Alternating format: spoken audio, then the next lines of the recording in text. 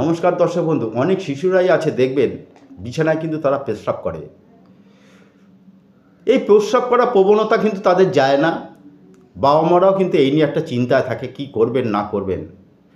তাই এই শিশুদের প্রস্রাব করার যে প্রবণতা বিছানার মধ্যে, সেই প্রবণতাকে যাতে কমে যায় তার জন্য একটি বহু সুন্দর একটি অদ্ভুত উপায় আমি জানিয়ে দিচ্ছি। কি করবে না, 3টে সাদা কড়ি, ছোট ছোট লক্ষ্মী কড়ি পাওয়া যায়। সেই সাদা কড়ি আপনারা 3টে সাদা কড়ি আনবেন এবং একটু লাল কাপড়ে ওই কড়িগুলো রাখবেন। এইটা কীভাবে করবেন না, শুক্লপক্ষের যে কোনো শুক্লপক্ষের শনিবার শিশু যে খাটে ঘুমায় পায়ের দিকে যে পায়া আছে সেই পায়াতে আপনারা ওইটাকে বেঁধে দিন।